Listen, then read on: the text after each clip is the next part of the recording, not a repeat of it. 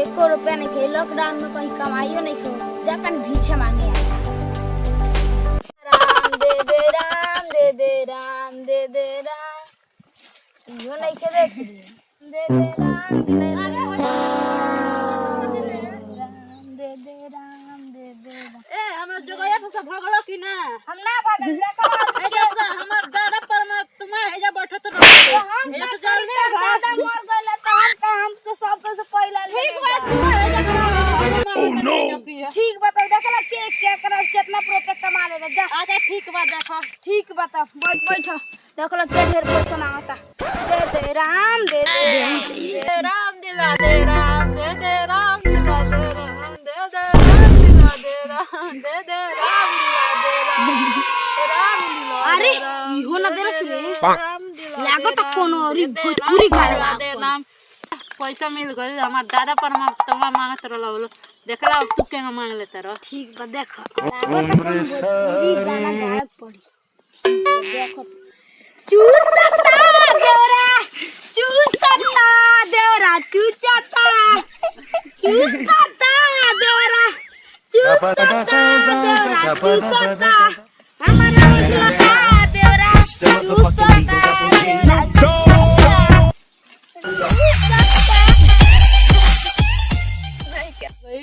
अच्छा ठीक बा तू देखा मिली हमर। अच्छा ठीक बा देख ला देख सकता है नहीं तो क्या फाड़ फाड़ देख ला पैसा मिल गई। हमर दादा पर में तब एजा बैठत रहलो तो देखो हमरा औरी मिल गइल देखो। ठीक बा तरह के कहत रहे त आँख फाड़ फाड़ बैठ के देखत रहलो कि मिली कि ना।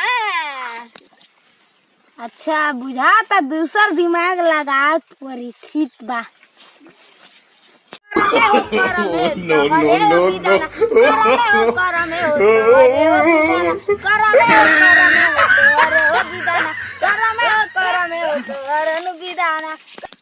अरे एकरा तो ढेर रुपया मिल गई। लागत कोनो दिमाग लगा पड़ी हमरो। 2 लाख देगा जो 2 रुपया देगा भगवान उसको 2 लाख देगा। भगवान देगा? हाँ देगा। अच्छा ना दी तब जो 2 रुपया देगा उसको 2 लाख मिलेगा। देगा। हाँ देगा। 10 लाख रुपया मिल जाए ना। हाँ मिल जाए 10 लाख रुपया। तक लाठी लाठी दे 8 लाख दी हम रखा। जो 100 रुपया देगा भगवान भगवान उसको 1 देगा। करोड़ देगा। हाँ भगवान देगा। अच्छा जो 100 रुपया देगा उसको भगवान 1 लाख करोड़ देगा। अच्छा बुझावत एगो और दिमाग लगा पड़ी इनका पैसा चुरा कर। सुना ना तू हैंग कर हम क्या मुन के अब देखो ढेर भगवान 2 रुपया दे उनको 4 लाख मिली देखो नु। अच्छा ठीक बा। no, no, no, no.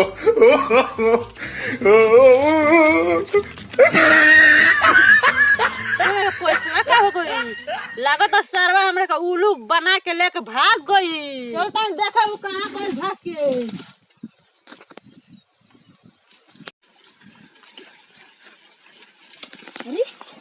अरे 2 रुपया की गई एक बार और ही हिलाओ तुम।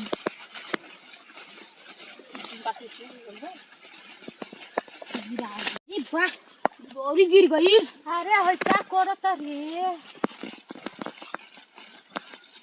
है के भागावे पड़ी।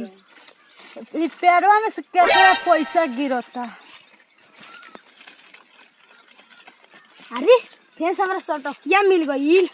लागत एकरा पेड़ हमरो खरीदे के पड़ी।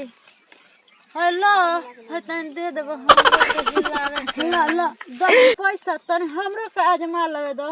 20 पर मुझे लाज माला जाता है। no, no, no, no.